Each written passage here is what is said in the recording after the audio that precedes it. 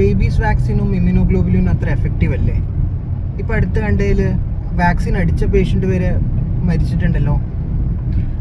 അപ്പോൾ നമ്മൾ ആദ്യം എന്താ മനസ്സിലാക്കേണ്ടതെന്ന് വെച്ചാൽ എല്ലാ മുറിവും ഒരുപോലെയല്ല. വാക്സിനൊക്കെ ഫലപ്രദം തന്നെയാണ്, പക്ഷേ എല്ലാ മുറിവുകളും ഒരുപോലെയല്ല.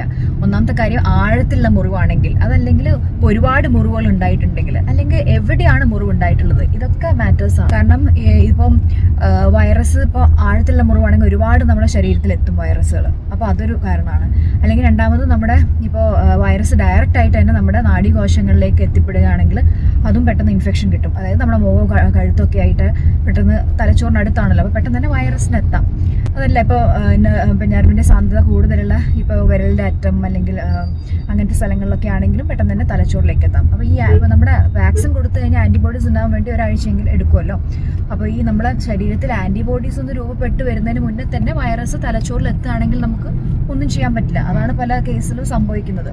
പിന്നെ ഉള്ളത് ഇപ്പോൾ മുറിവ് പെട്ടെന്നുള്ള ആ ടെൻഷനിൽ മുറിവ് മര്യാദയ്ക്ക് വാഷ് ചെയ്യാതെ കഴുകാതെ പെട്ടെന്ന് ഹോസ്പിറ്റലിലേക്ക് എത്തിക്കും. അപ്പോൾ മുറിവ് കഴുകാതിരിക്കുന്നതോ കഴുകാൻ വൈകുന്നതോ അതും ഒരു കാരണമാകും. കാരണം ആ സ്ഥലത്ത് മുറിവിൻ്റെ സ്ഥലത്തായിരിക്കും വൈറസ് അധികം ഉണ്ടാവുക. അത് ഏറ്റവും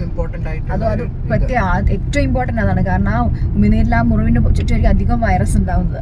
അപ്പം അതിൽ നന്നായിട്ട് പ്രോപ്പറായിട്ട് 15 മിനിറ്റ് തുറന്നിട്ട വെള്ളത്തിൽ കഴുകുന്നതിലൂടെ, സോപ്പ് ഉപയോഗിച്ച് കഴുകുന്നതിലൂടെ 70% തന്നെ വൈറസ് നീക്കം ചെയ്യാൻ പറ്റും നമുക്ക്. അപ്പോൾ അത് വളരെ ഇമ്പോർട്ടൻ്റ് ആണ്. പിന്നെ രണ്ടാമത്തെ എന്താണെന്ന് വെച്ചാൽ, ഇപ്പോൾ ഇമ്മ്യൂണോഗ്ലോബുലിൻ ഇഞ്ചക്ഷൻ ഉണ്ടല്ലോ.